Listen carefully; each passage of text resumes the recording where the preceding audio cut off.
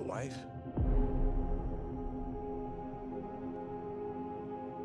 A son. And then what? We won the war.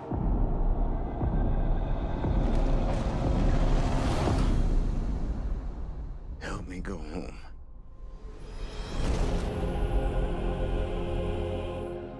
This is a household waiting for master. I want you to choose me. Ithaca's king is coming back. No, he's not.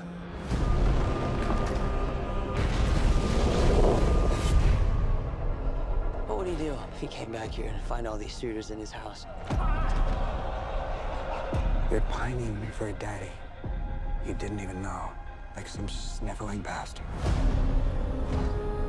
Who's looking after your wife and son? Do you see? My dad is coming home. Bringing vengeance.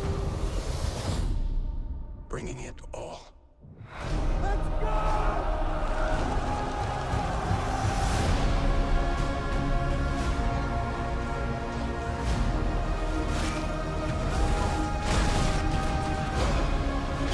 I need everyone at this party dead. I can still save them. You're a man who needs to control his fate. But you cannot control this. That world is gone. No one could stand between me and home. Not even the gods. Keep us free!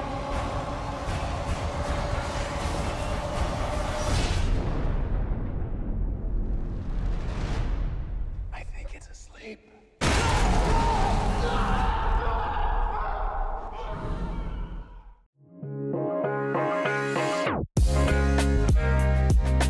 Welcome to The Table. You are now listening to the Real Table podcast with Michael Carter.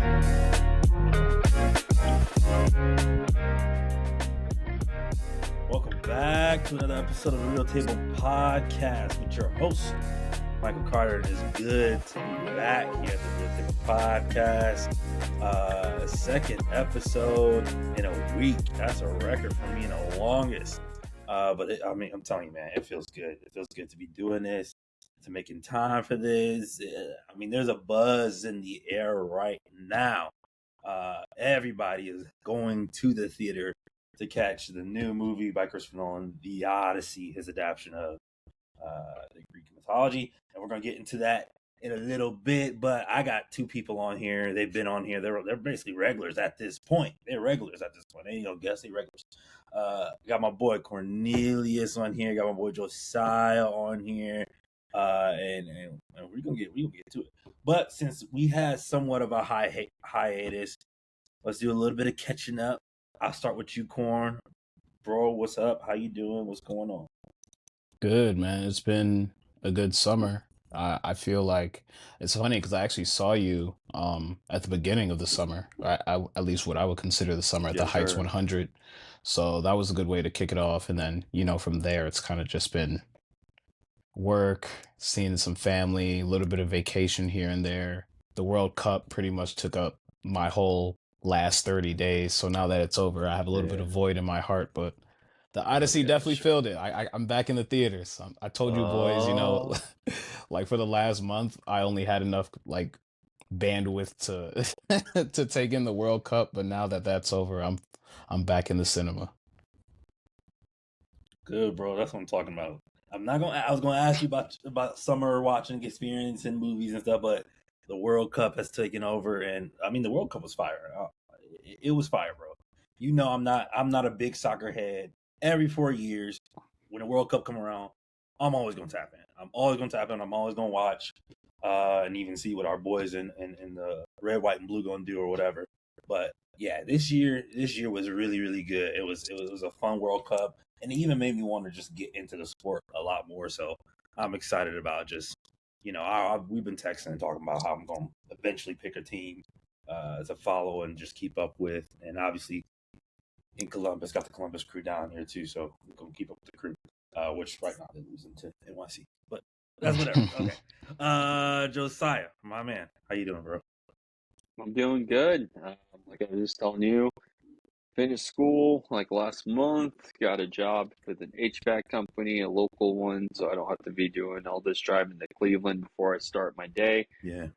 But it's been good. It's been quite the learning curve. It's almost 2 weeks down, and so far so good. Good, bro. Congrats on that. Thank We you. love that. Thank We Congrats. you. love that. Yeah, we celebrate that on here. This summer, what you been catching anything? Obviously, there's some movies that have been out. Been seeing anything that's notable that you want to just shout out? Let me pull up my letterboxd here. I've seen so much, it's kind of hard to keep track. Dude, people are tapping into Letterboxd. I had a buddy. He messaged me. Not even messaged me. He just followed me on Letterboxd, and then I texted him. I was like, "Hey, let's go. You tapping in? Let's get it." I feel like Letterboxd is one of those, like, I guess it's technically everything's a social media app, but it's one of those apps that's like slowly been growing. Like I feel like I got a Letterboxd maybe like even up to a year ago, and I hardly used it, and then recently I've been like, nah, let me give myself like a little note just on how I feel right after I watch a movie. Right.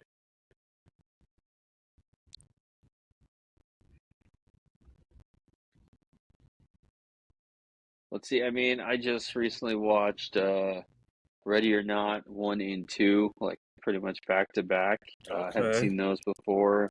Watched Novocaine. That was a fun watch. That was a good watch, actually. With All right. Jack Quaid. Honestly, I haven't really been watching a whole lot. Okay. I mean, not like all the theatrical releases up to this point. Like I missed Devil Wears Prada 2. I know we talked about that. Hadn't been able to check out Toy Story 5 yet.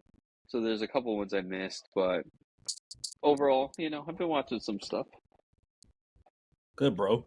Yeah, I've never seen the Ready or Not. I've always seen the trailers and always known what they were, but I've never seen those.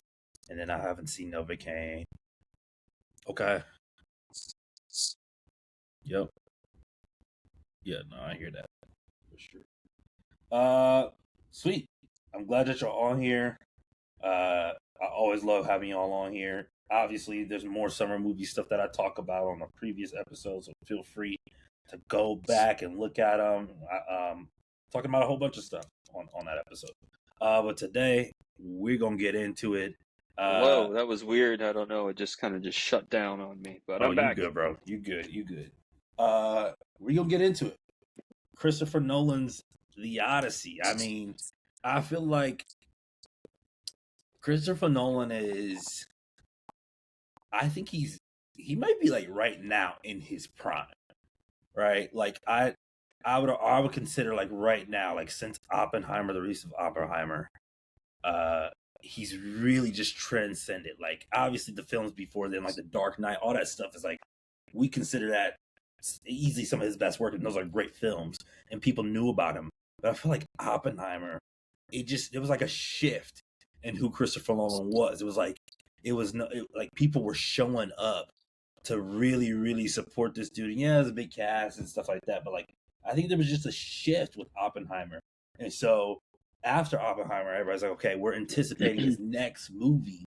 And then when it announced, I remember when it announced, and people were like, oh my gosh, he's doing The Odyssey.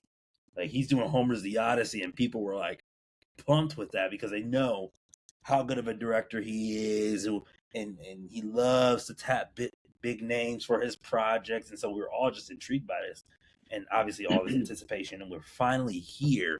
We're finally here. He wrote the movie, he directed the movie, obviously. Him and his wife produced it, and so man, The Odyssey. Joe, you go first. Your initial reaction. You were saying all that. I was trying to look it up. I think this is his 13th film. Jeez. So film number 13, like you said, he's kind of at the height of his powers right now, coming off at Oppenheimer, his first Oscar. I thought it was good. Like I said, I'm still going back and forth in my head if I like the non-linear telling of the story. I think it works, especially with the ending. But I also would like a more traditional kind of just start to finish. Yeah. But the acting was good. The music, the costumes, performances. I mean, I can't really think of anything that I didn't like about it. So, and take that with like a grain of salt. I don't remember the last time I actually like read the Odyssey. It might have been like 8th grade or something. I just know the gist, like the Cyclops and Trojan horse and all that, like the highlights. Yep. I hear that. Corn, what you got? Yeah, it's I just saw it this past Monday. So for me it was like I'm still I'm still thinking about it, bro. Like it's probably top 3 just all time for me. Top 3, top 5, bro. Just Hold on, let me clarify it. Like top 3, top 5 as in like Nolan's, or like in general for you best film of all time? Nolan's. I should have specified. Okay. But if I think about my all-time favorite movies, it's probably close to. Yeah. I mean, it's probably in my top 10. I mean, when you look at just the film itself, and then I know we'll get into it, but just the entire process of shooting this movie, bro. Like, I've learned that I'm really like I'm someone that cares about the process of things. And so just hearing, all the background stories and watching some interviews and just doing my own homework on how the film was made, it's just like, it's honestly insane to me that he was able to do this in the time he did. Apparently he shot it in like 9 days under, like they were supposed to shoot for 100 days. They finished it in 91, so it, like just hearing stuff like that, I'm just like, bro, this is the fact that you were able to like take on this feat and kind of did it pretty handily is just like, bro. But on the film itself, 10 out of 10. Just phenomenal film. Yeah. It's something to behold. It really is. And I think I love watching a movie like this where it gets people in theaters and gets people talking, because then I'm like, I gotta go to X, gotta go to Twitter, I gotta hear what people are thinking, what people are gathering from the movie. And it's been really cool just to see the tweets and just the reactions from people just really letting the film sit, and they're like, oh, this is so good, oh, this is so good. And like, I feel like the more a film sits, like the more you can grab from it, man, and the more that you can receive from it, man, I think that's always a good thing. Like I think right now, like obviously like my initial reaction obviously is like, it's good. It's one of the best movies of the year, arguably the best movie of the year. It might be top 3 Nolan for me. It could find it's probably top 10 all time for me in movies. But when I really think about it, oh crap, I just lost my train of thought. Shoot, dang, I was cooking. Anyways, I just love when people get to the theaters and we can all talk about the film and stuff like that.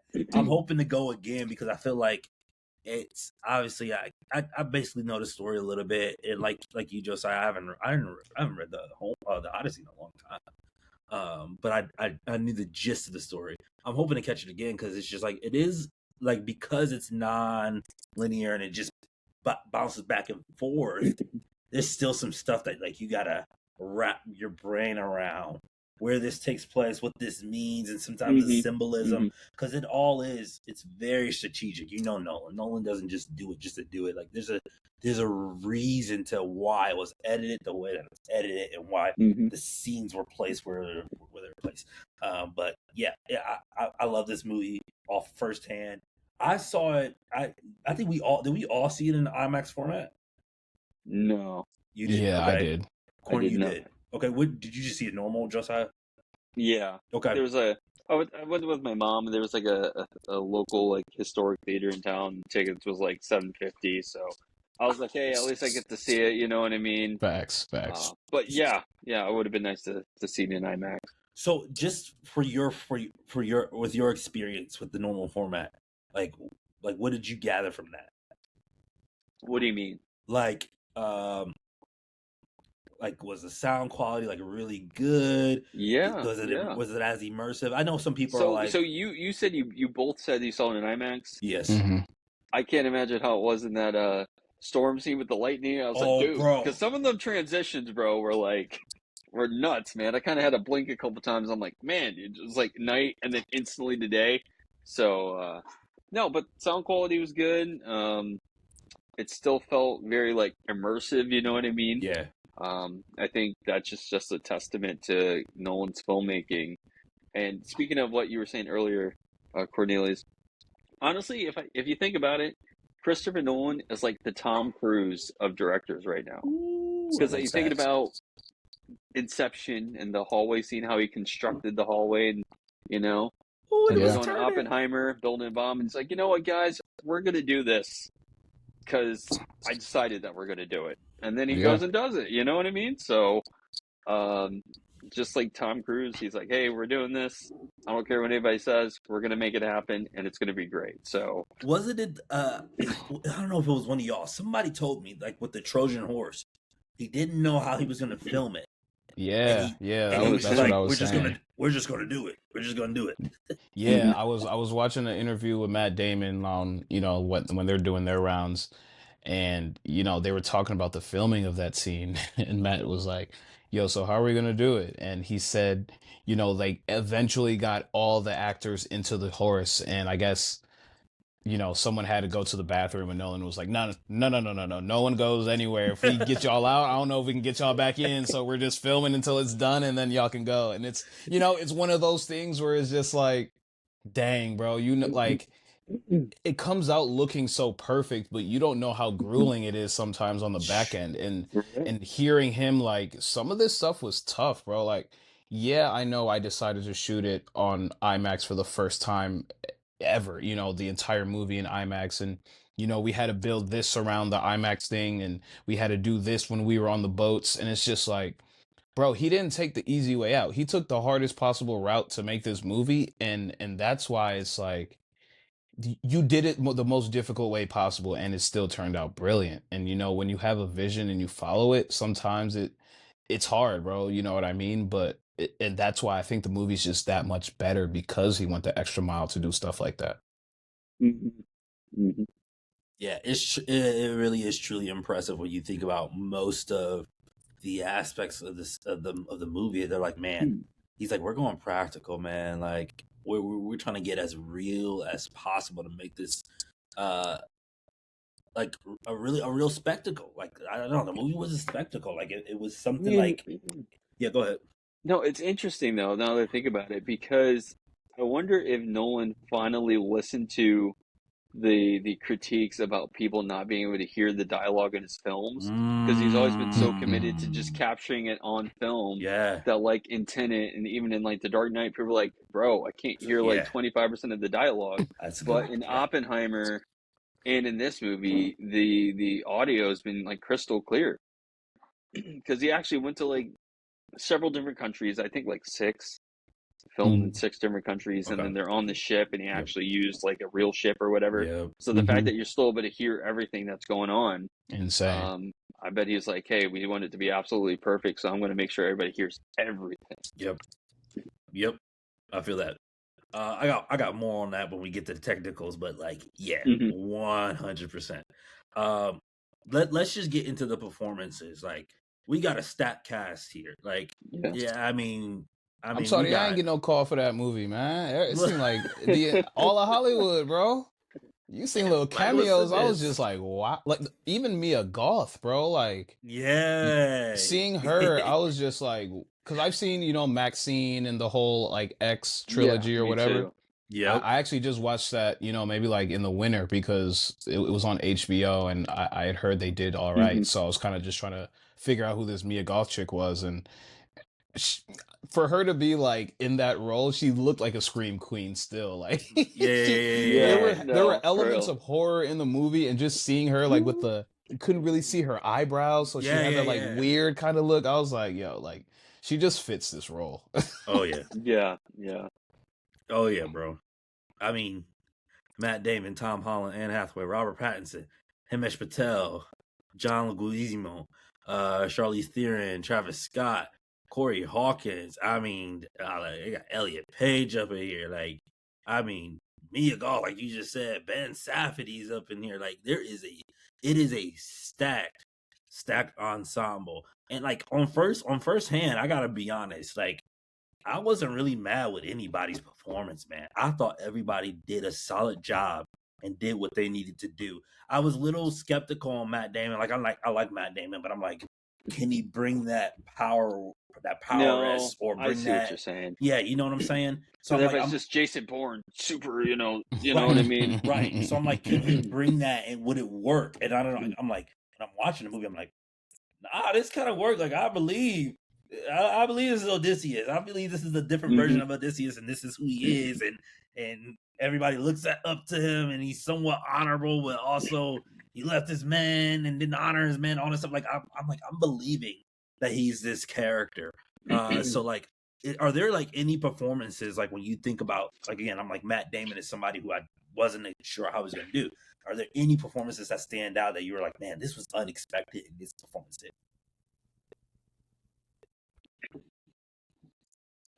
Unexpected? No, bro.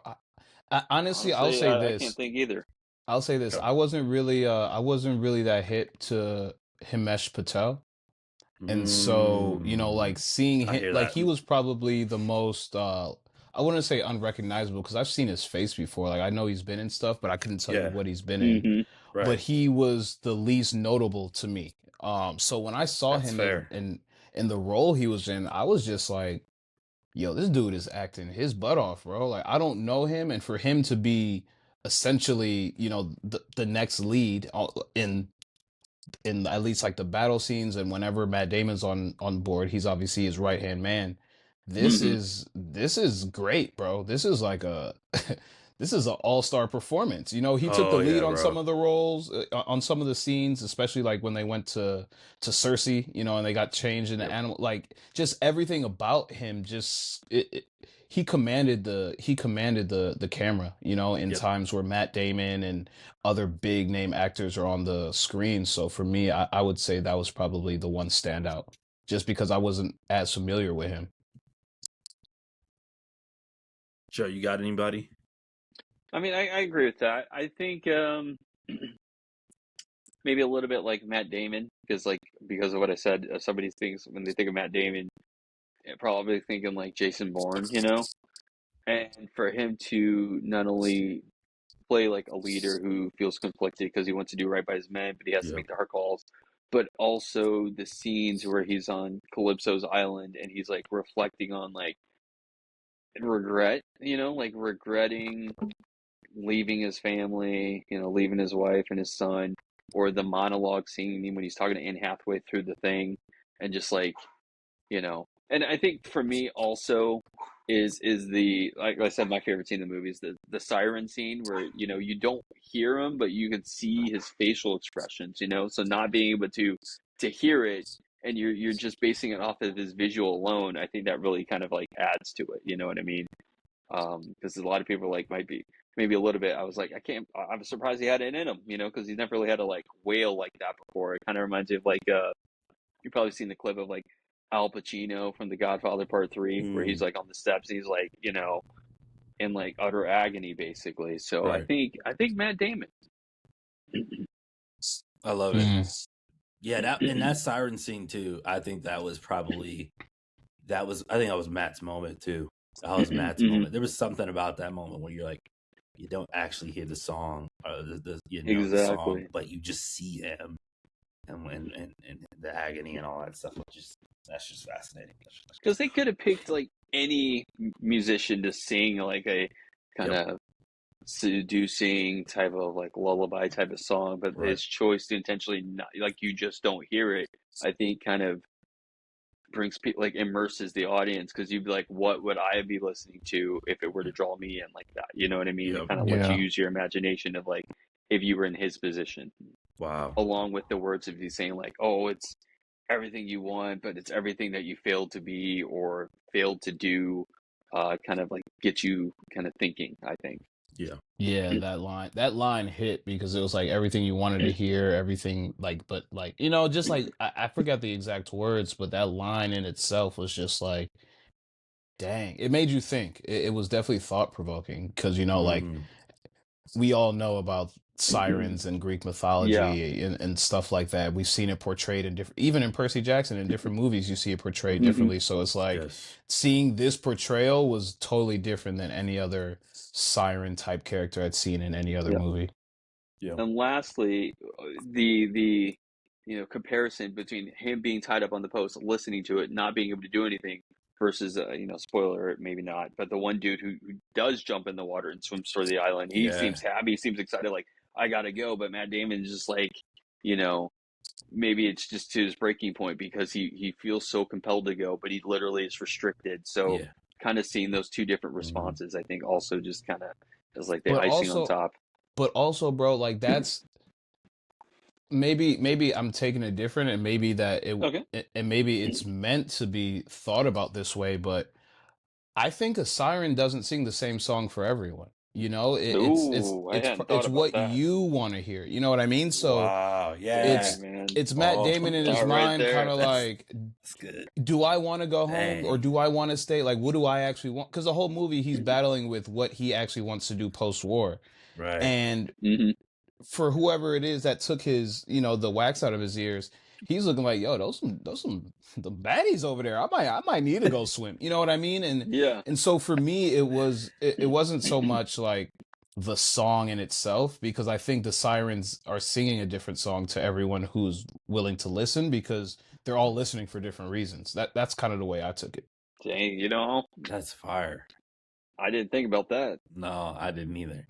I just considered it was just the same song, and everybody was just like, everybody just went crazy for it. It's just like a tractor beam. Everybody just gets pulled in, but when you like break it down to this level, man, Ooh. man, that was Because good. I used to think about that the same way you guys did, like it's similar to everyone, but until Matt Damon said what he said at the end, when his crewmates asked him like, what did you hear? And that line stuck with me. It was like everything that I wanted, everything I did want to hear, everything I didn't want to hear, and I was just like, damn, so what are those things? Because like these are the things that are conflicted within him. It's siren is supposed to be a beautiful like mating call, but you're over here screaming in agony, so it can't just be sweet nothings. Like that's the way that's what I got from that scene. Wow. Dang. That's fire. That's deep. I'm telling you, bro, I've been thinking about it ever since I saw it. I really like this movie. Great, bro. It's really, really good. The movie's crazy. Also, Hamish Patel. I'm glad you brought him up, because I think I would have thought past this, but like, this is the perfect time for him, because I don't know if y'all know, Ryan Coogler's doing the X-Files reboot, right? Mm-hmm. Hamish Patel is starring with Danielle Deadwyler in that reboot. Oh wow! Okay. So I think I did hear that. Yeah. So he's a lead in that movie, which they're thinking about. I know they shot a pilot. They're thinking about making that pilot into a 2-hour movie. They filmed enough footage, and they're like, they might put it out as a 2-hour movie. That's where I've seen his name. Okay. What else? Do you know what else he's been in? I could probably look it up here, but let me see. Yesterday, I don't know if you've seen that. It's that movie about this dude that I think he lives in a reality where the Beatles didn't write any of their songs. I kind of wanted to hear that or see that one, but no, I never got to it. I've heard of it though. It looks like he was in Tenet. I don't remember him in Tenet. I don't remember him in Tenet either. It looks like he's been into some movies, but I don't think he's ever been at the forefront. On this level. Yeah, on this level. Yeah. Which is good for him, man. Yeah, that's what I'm saying, dude. That's awesome. That's the thing, bro. Like, if you get a Nolan call, you're picking up. If Christopher Nolan has you on his radar, you're saying yes, fam. Like, he'll only drop bangers. Yes. It's always yes.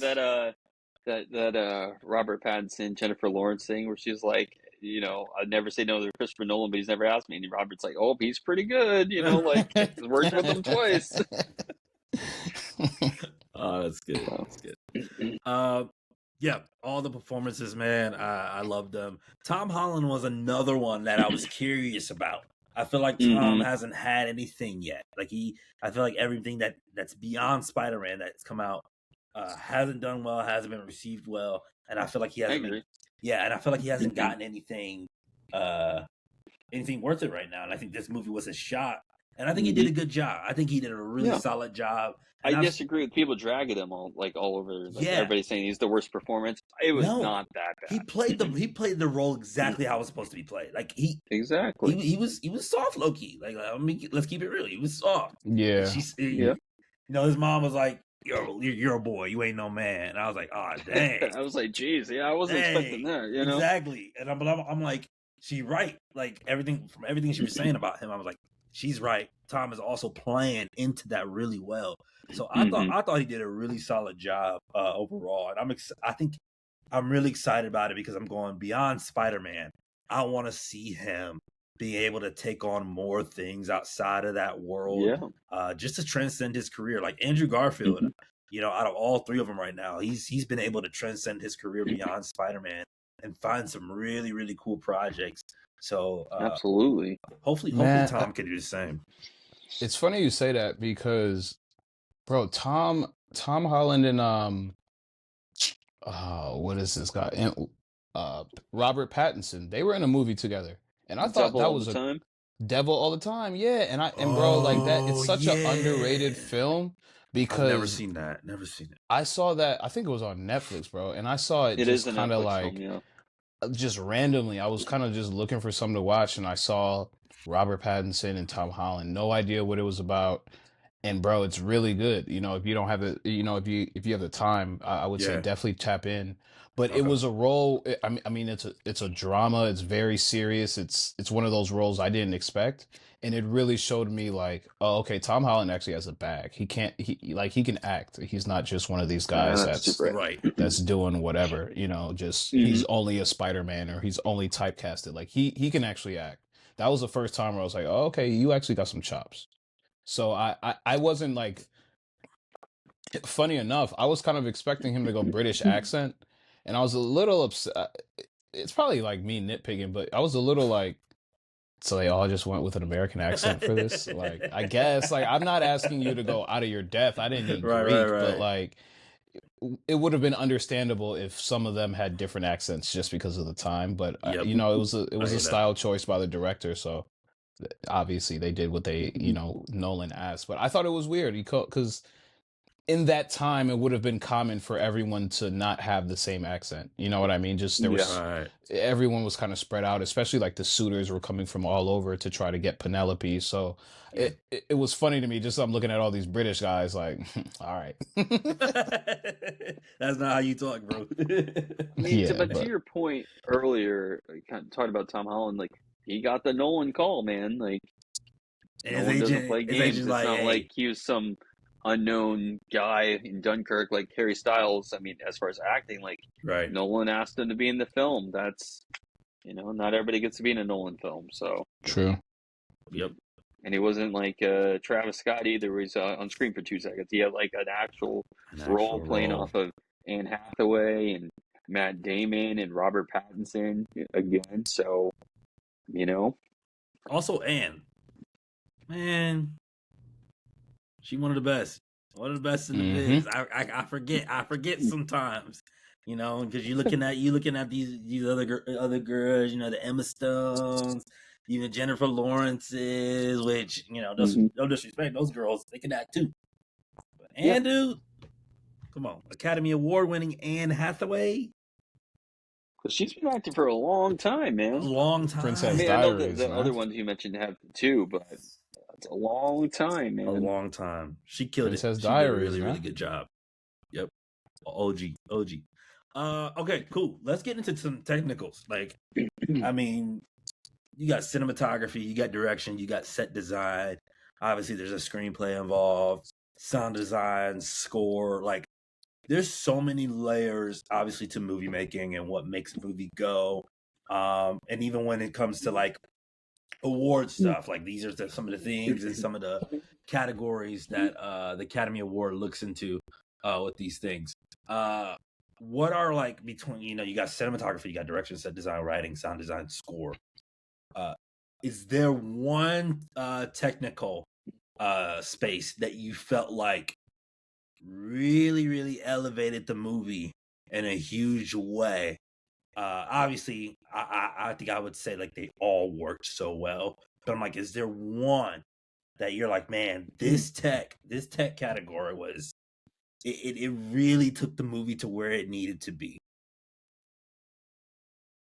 And then whoever want to go first. I'm always a big fan of the music, man. As a musician myself, I'm always listening for how sound incorporates with the scene and how it pushes the movie forward and how it enhances or, takes away from certain scenes. I thought it's funny because I remember I don't know if we talked about this on camera, but when we talked about the Spike Lee remake for Highest to Lowest or High to Low.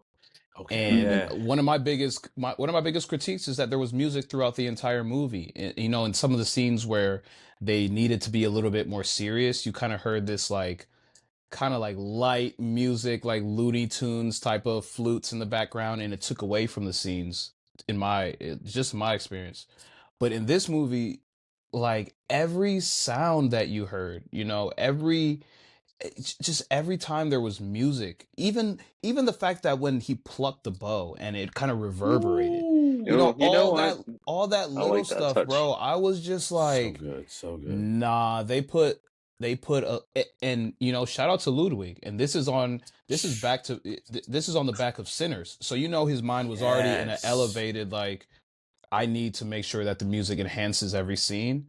But I think the way he did it in this, where it's not a musical or it's not a music based movie, he really had to like switch his brain on how can I enhance it in a different way. And I thought he killed it, man. Like it just everything, bro, from certain scenes and where the music gets quicker and quicker and quicker, and you hear that drum beat, in some of the battle scenes versus, like I said, just plucking the bow and having that reverberate. It, like, everything to me kind of just, again, I'm a big music head, so whenever music can enhance the visuals for me, it's just great. Yeah. Score. I like it, man. I like phenomenal. it. I felt like that really built tension, like with the drums, how it started off slower, and then it just got. And they kind of remind me of Oppenheimer with the stomping of the feet, and it kind of like emphasizes what's going on in his head of like, But for me, that's got to be cinematography, man. I mean, IMAX cameras alone. I mean, like those things aren't cheap. So the fact that like they were on a boat, for real, they were like on all these islands. You know what I mean? And you could tell when it's like on a studio lot versus like when they're actually like there, so all the trees and it did feel like Greece, like going up like just the way the hills, are just naturally, you know what I mean? The close-ups on the faces, just the lighting inside Odysseus's house with like the torches and so I think cinematography for me definitely stands out the most and really enhanced the film. Yeah. Love it. I might go direction.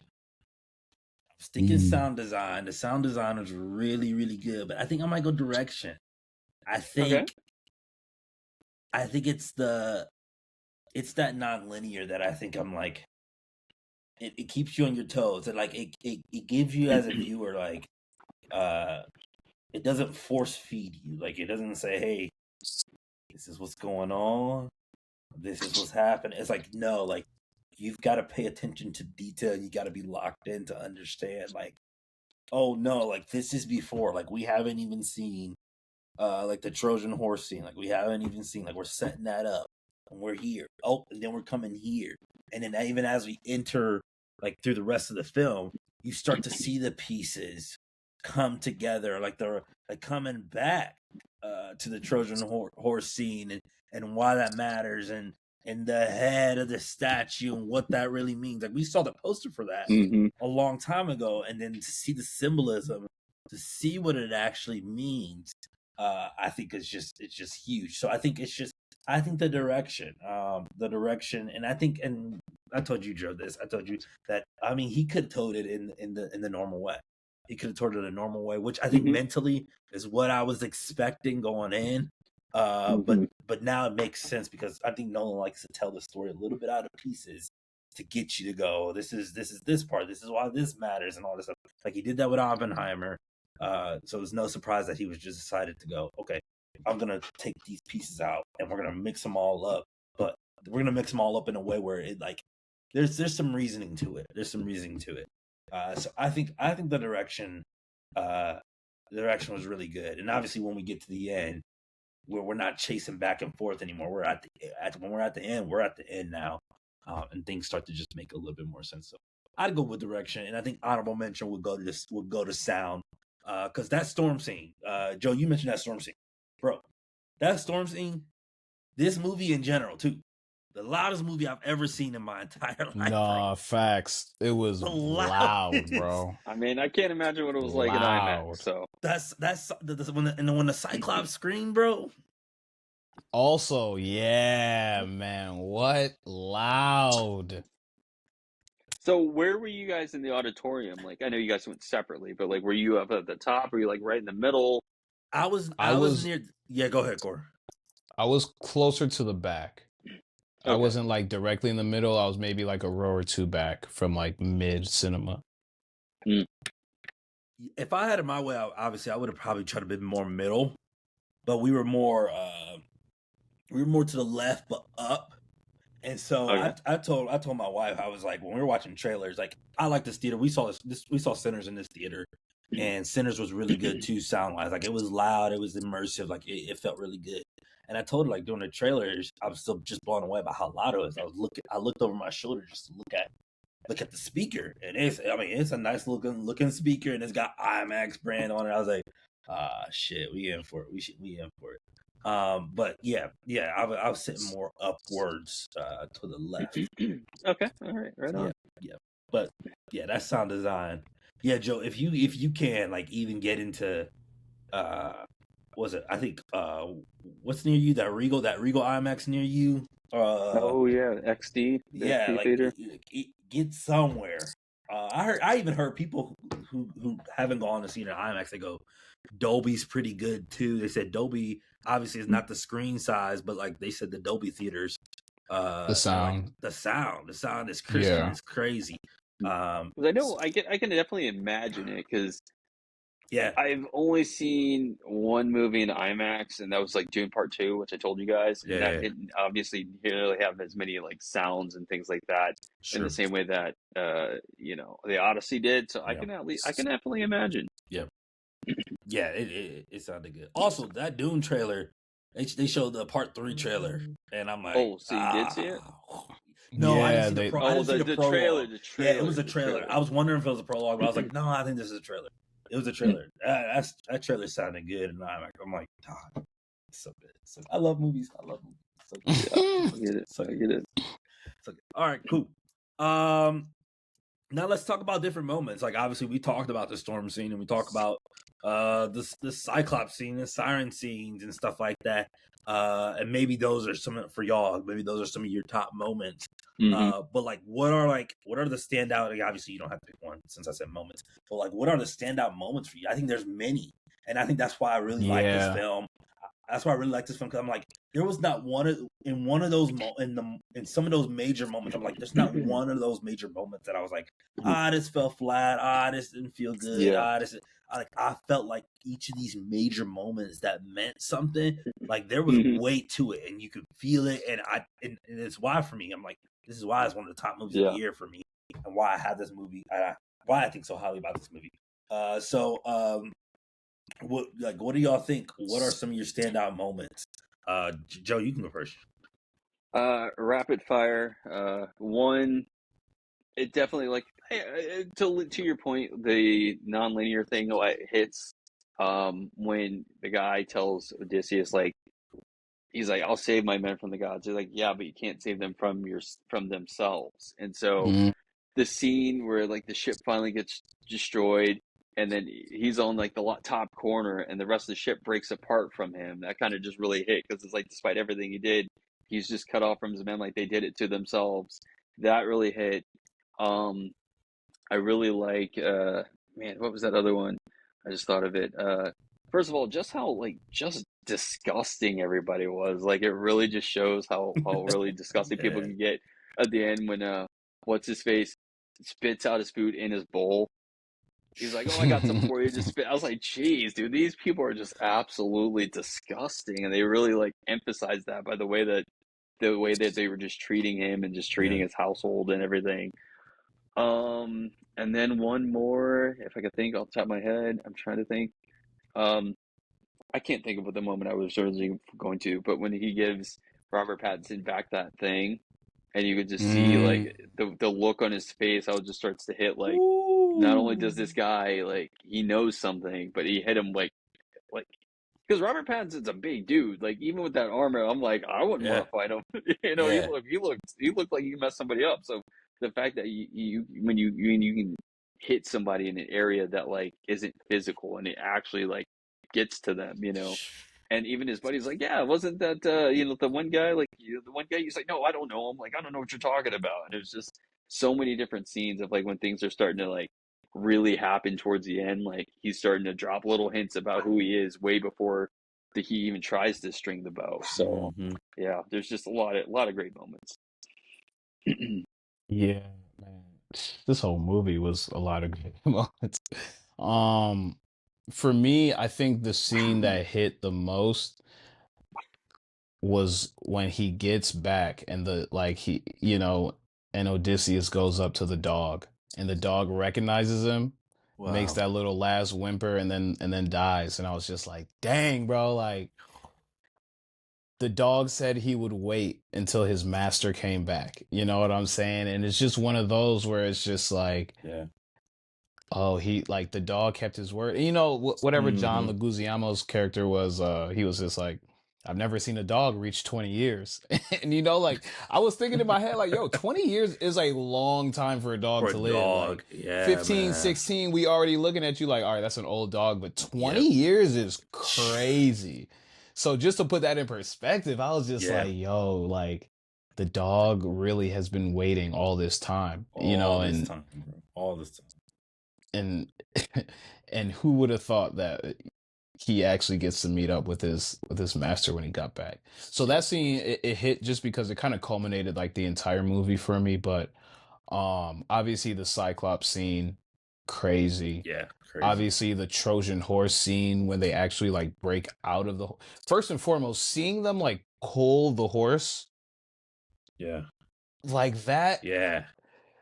And this probably goes back to like the technical aspect, but it's like shooting on the inside of the horse while you have all these men pulling the horse on the sand and just watching them kind of like figure out, because you always think like, yo, back in the day, how did they build these structures? How were the Right. pyramids built? How did they build these 70 feet statues to people, to Right. like kings and queens, and to see them actually like using maybe hundreds of people to pull that wooden structure, and then how they actually like use the levee and pulley system to like push it on its head.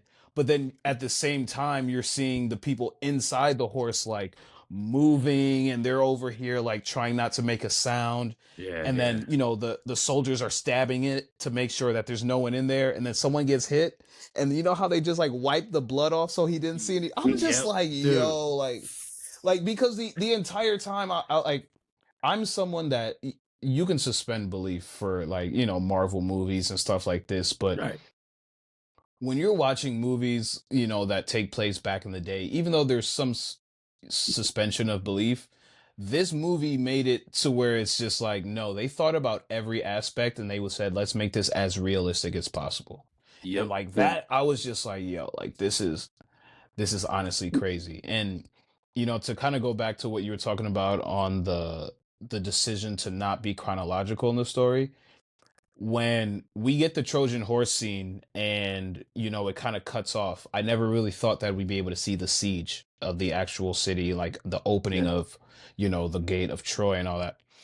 And then in the end you actually get to see the siege scene, and I thought it was so brilliant because the entire time, Odysseus is going back and forth, and the siege is obviously what everyone wants to see, right? Right. And Right. so the fact that he kind of like leaves you on a cliffhanger after the Trojan horse scene, you're like, dang, man, like that scene was so sick. But I low-key want to see what happens when they take the city, and then you get to Right. see that at the end. Mhm. So I just thought all those battle scenes were really cool. And then even when they went to Hades, you know, like when the sea of ice touches the sea of lava or whatever they called it, and then you realize it's like black sand, and it's just like, yo, like that, everything was just so cool to me, like in this movie. There's obviously a Mhm. lot of scenes we talk about, but Yeah. just the Hades scene, just how everyone, like it just seemed like they were in a different place, even though they were still like on land. You know what I mean? Right. Like they didn't have to Yeah. go underground or into a different underworld.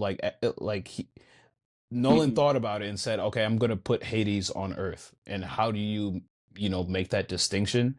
We'll just bring the cameras down real low. We'll have everyone dressed in all black and you can't really see their faces. And I thought that was dope. You know what I mean? Like you Yeah, saw them climbing definitely. up from under the soil, but they were still on land, which I thought was super cool. And can you guys still hear me? Yes, sir. Yeah. Okay, awesome. But also with the, even the decision to make the Trojan horse like not on wheels, because you always see them wheeling it in, so Facts. showing how like Facts. grueling it is. And then the one dude is at the bottom drowning, and then they're all just kind of just stuck in there. I was like, dude, like I can't imagine. I mean, it just really kind of added to, because I was like, oh, I never thought about them having to drag. So then you said they're all inside, so they're like stuck in there and they're being dragged and thrown because they were upright. Now they're on their side. Now they're on the side. It's just like No, definitely. that entire Crazy. scene. And like this movie, like kudos to him, but no scene dragged. Like none of the scenes felt like they dragged, which I No. thought was something else special, because you could have, I mean, there's so much in the Odyssey that he probably could have added more or less. There's probably a 4-hour version of this movie that I'd love to see. Oh, But he said he shot 4 Mhm. hours. you know what I mean? Like I would love to see the I need that director's cut. Yeah. But even with what he did, none of the scenes felt like they dragged. And I thought that's just a testament to Nolan on his directing as well. Yeah, I had a buddy. He said he thought the movie was good. He thought it was cool, but he was like, it was too long. And I was like, well, I was like, I mean, don't get me wrong, it's a long movie, but I'm like, you realize it could have been longer. I think the only reason it wasn't longer is because he filmed it at IMAX, and IMAXs can only do so much time-wise for those projectors. And so he cut it to 250. So I bet he would have made it like 3 hours, but he was like, it was too long. I was like, I mean, it could have been longer. We could have been in that mud even longer. But no, those are all good moments. Also, the Hades scene, he used real, again, obviously this is not surprising, but he used all those soldiers were real. He used real people. Yeah. And I'm Never like, watched those. oh, that's so good, so good. I think if there was, did you go ahead? No, you go ahead. No, you go. I would say the one line that really stuck out to me the most in the entire film is when Cersei was turning them back into humans, and she was saying, "Okay, back to your disguises." I was like, "Oh, That was just crazy. Yeah. that was because she was like, "Oh, this is like who they really are." So I was thinking about what you said earlier about the sirens and people hearing different things, whatever they want to hear. But it's like thinking about depending on what animal you turn into, that says something about who you really are, or maybe Mhm. how she sees you. But she's like, "Hey, back to your disguises." I was like, "Oh man, like." And Corn, didn't you That just was say just- That was crazy. Was it you or one of y'all said something about somebody being like, or just people just being filthy? Yeah. So Yeah, it's yeah, just I so Mm-hmm. think- it's so funny seeing like you're like, oh, people are just so filthy, and also just seeing that scene and Mm-hmm. yeah, Because the horror aspect of it, of like, first of all, being turned into an animal must be horrifying, but the fact that like they Crazy. can't stop eating, like they just like, it's like first they take a bite and then it's just like, and then you could see them like screaming with their eyes, like, you know Mhm. what I mean? It was just, and then normally, like, again, just, I know he said he shot that scene practically, but normally people think it's like quick, like you're like, oh, and like the Hulk, like you're turning into, but the fact that she was like breaking them down, And turning like them, I was like, man, molding them. Yeah, yes, that was so molding him into nuts. an animal. That was something else.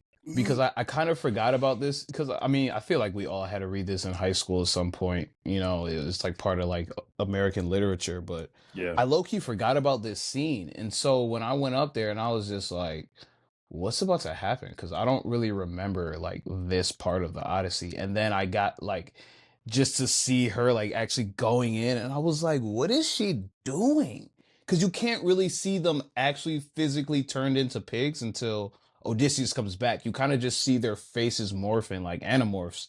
And I'm over here like, what is going on? And then it took me a second, and then it clicked, and I was like, oh, she's turning them into animals. That's why it's only animals up there. Yep. Yeah. That's crazy. And I did like how, like, even though they literally just told him, hey, we're going to stop here, but we all think you should stay, they were all still, like, trying to stop him from going in there and being turned into a pig like them. So there's still that, like, yeah, we don't like your decisions, and we're like done following you, but we still care about you. You know what I mean? Yeah. Yep. So, Yeah. Dang. Yeah, that's fascinating. Yeah, all those moments is fire.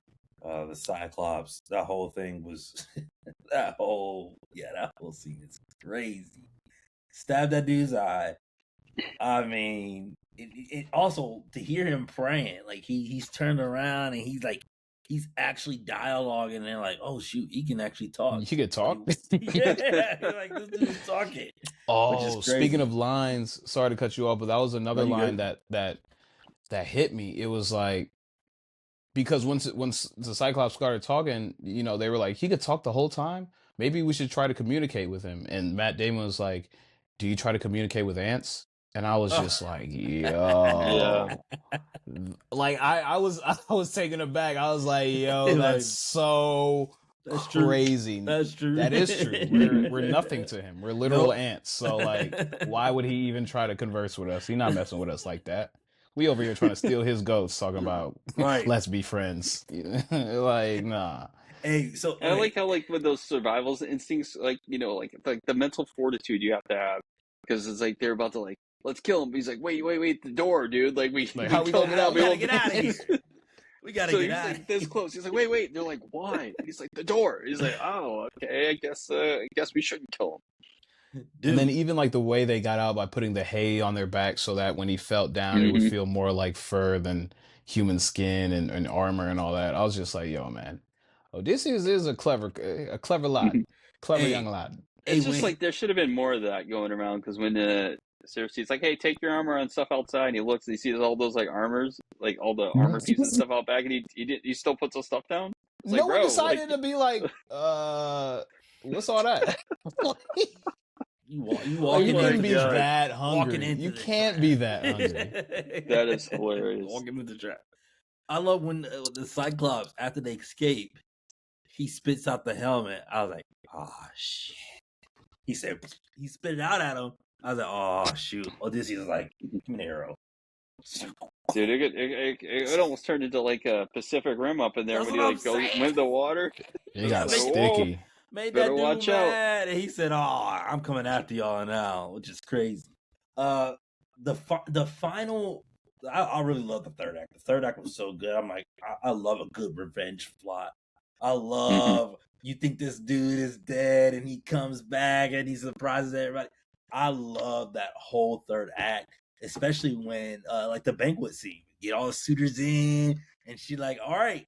You can tie this bow up and you can shoot that arrow through these axes. You can marry me. Let's get it. Literally nobody could do it.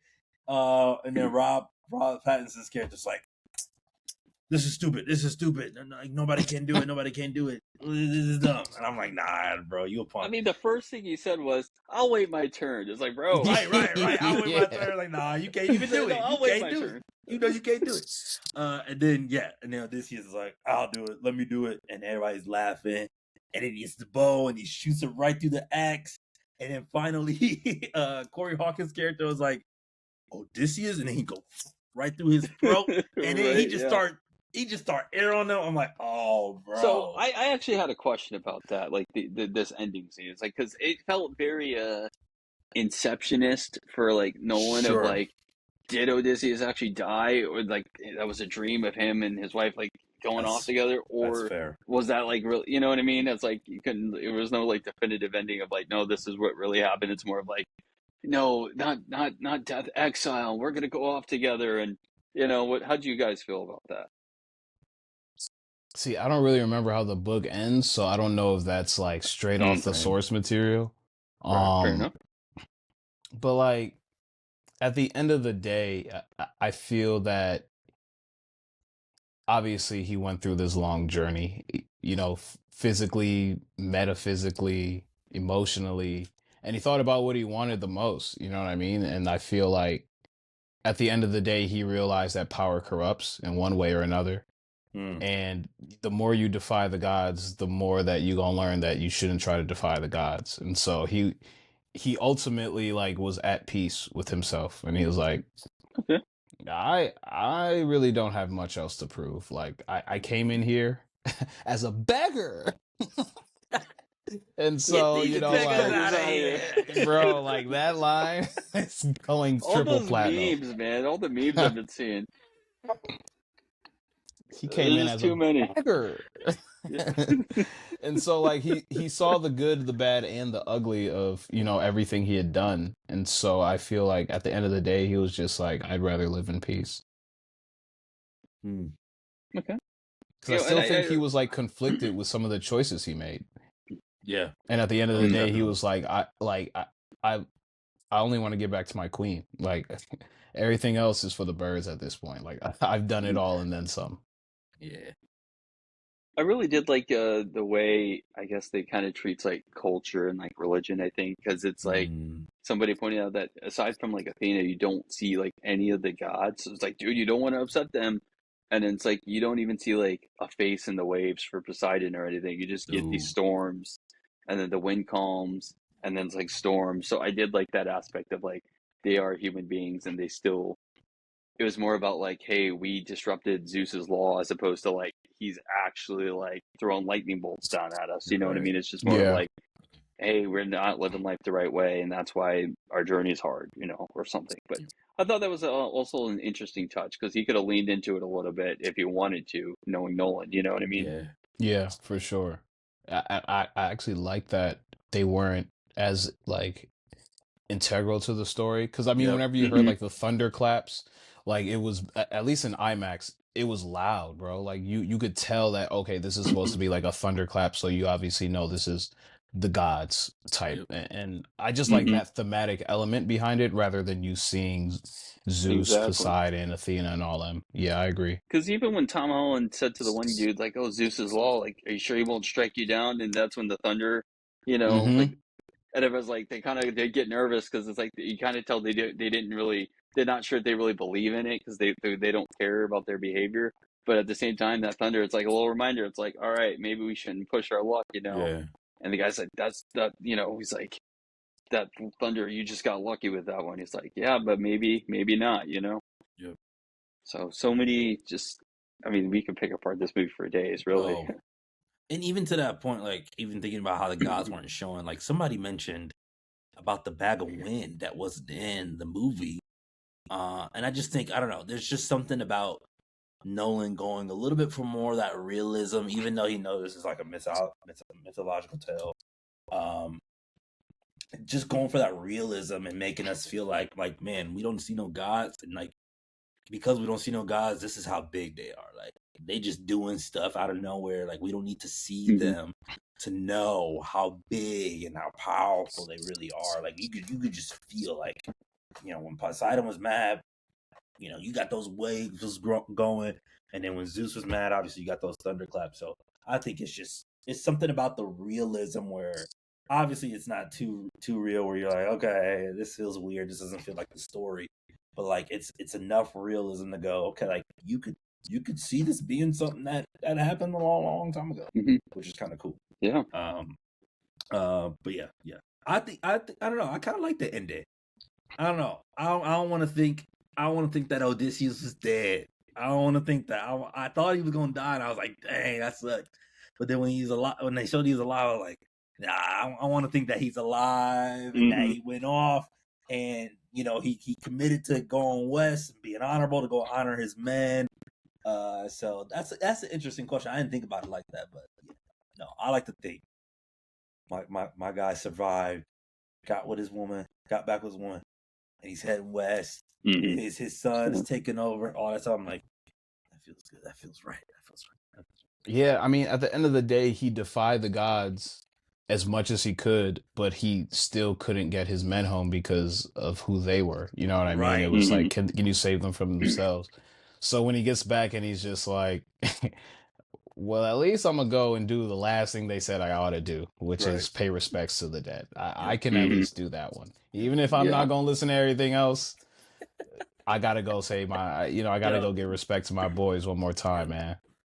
Now, I will say, actually, one thing I kind of didn't like too much. I don't know what it was like, the description in the book, but I didn't like the design of like the Hydra thing, where it looks like a bunch of rocks as opposed to like, like serpents. I kind of like the serpents look, I personally, but it's like I That's did fair. like how it kind of came out of the rock and like that, but it just Yes. looked like a bunch of rocks, and I was like, Yes. I kind of want to see some sharp teeth and some eyes. You know what I mean? Yeah, that's fair. Yeah. But the kind of balance, like on one hand, I like Odysseus did feel very human, and on one hand, it kind of did seem like he was just making a lot of bad calls. Yeah. But at the same time, knowing like what you said about his men being who they were, and him just kind of unfortunately just having to accept that, because he's like, he really tried to go for, even when he went out of his way to go for the whirlpool, knowing it would kill them all, the men still at the last minute went the other way. Yep. And they lost 6. And so he's just kind of like, it did seem like, again, like fighting fate in a way, where it's like he's trying his hardest to not do this, but everything is like forcing him to do the thing that he doesn't want to do, and he's just kind of like having to just accept it, Accept it. Dang. Ooh, just the many layers of Christopher Nolan's The Odyssey. Obviously, The Odyssey itself has many layers, but this movie, it's so good, man. I feel like this is an application for life. Like some of these moments in this movie is an application for life. Cool. All right, let's we're as we get to the tail end of this, out of 5, like as we think about it, like I can imagine we're all gonna get a second viewing of it. I know I will next month, but like out of 5, like right now, off of just your first viewing, what would y'all give The Odyssey? Corn, you can go first. Out of 5. 5 out of 5. Okay.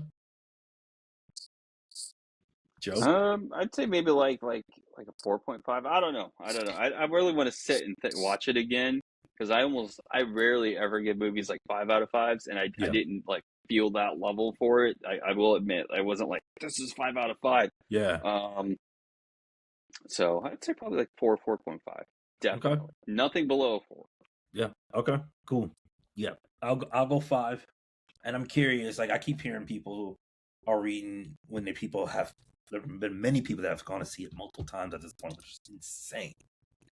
But I keep hearing that it does get better on the second rewatch, which is so fascinating. Okay. So I'm curious to see when I see it again how I'll feel about it, if that 5 out of 5 still remains true or not. So that'll be interesting to see.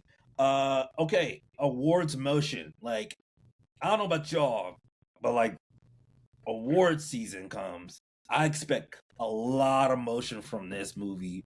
Not even just like an Oscar. Like obviously it's going to get the Oscar love, but I think I expect just a lot of accolades and nominations across the board for this one. I think it's going to nail the text. It's going to nail the text big time. Obviously there's still many months and there's many more things to come out, but I think this movie has all the cards, kind of like Oppenheimer. It has all the cards and all the energy to really just, if anything, just secure some big time nominations. What is like a category, like if you think about acting, and obviously you got the text, like what is a category you think, like, and let's just minimalize it to Oscars for right now just to make it more defined. Like what is a category you think The Odyssey for sure can get away with? Like obviously, so definitely win. Like for sure win. Yeah, what do you think they could nail for the cinematography? Cinematography, yeah. Sound, costume, set design, bro. They went to these actual places. Like, if you're not giving him credit, like even listening to Matt Damon being like, "Yeah, bro, like we had to climb these mountains like we for real had to like this was real. climb these mountains in the morning, like grueling, bro. And just seeing like it was so funny to me in the movie because every time Matt Damon had to like climb on the boat, I'm like, dang, bro, I know you tired. You're like literally like climbing on this boat in the water, like chasing for your dear life. Like I could tell you tired, my boy. And all like, that armor too. Yeah, with all that armor. But yeah, sound, I think cinematography for sure, and set design would probably be costume as well. I mean, all the costumes were sweet. Yep. Mm-hmm. Now, when we think acting, we get a little interested with acting. Okay. I think we got Anne. Anne is for sure going to be I think she's going to get that supporting actress.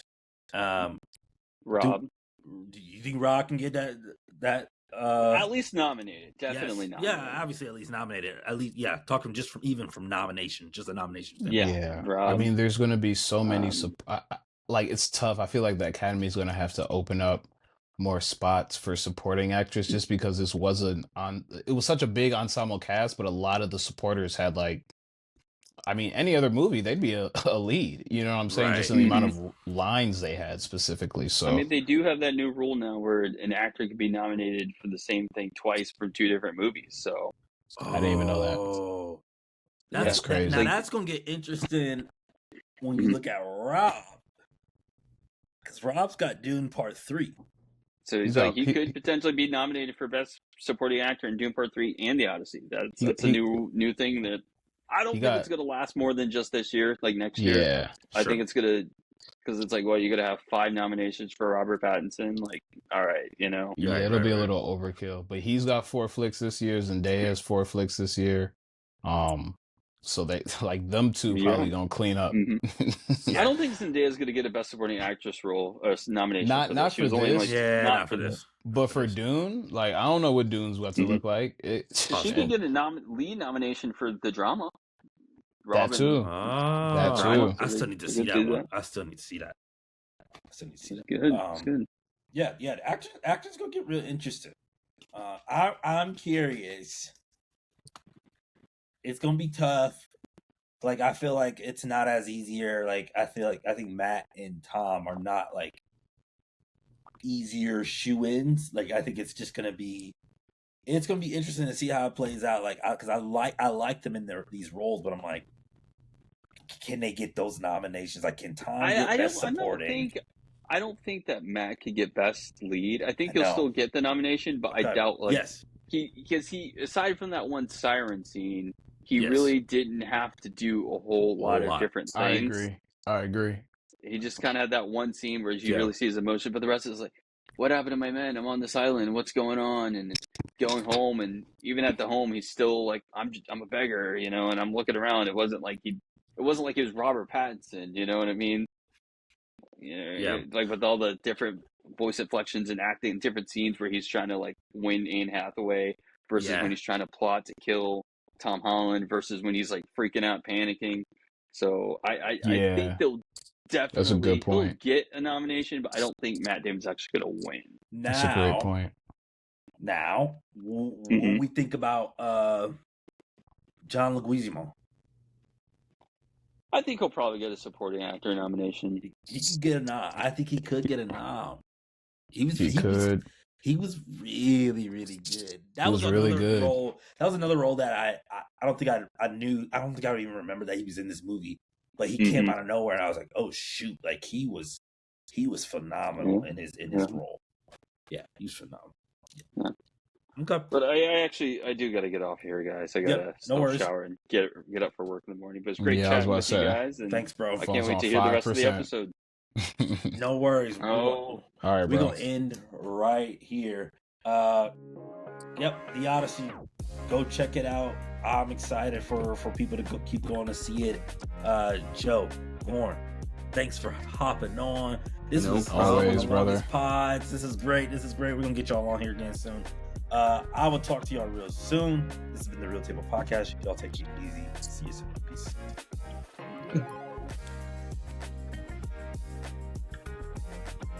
Thanks for listening to today's episode. If you're enjoying the deep dives and the conversation around film, be sure to share and follow the podcast. Once again, thanks for coming to the table, and we'll see you next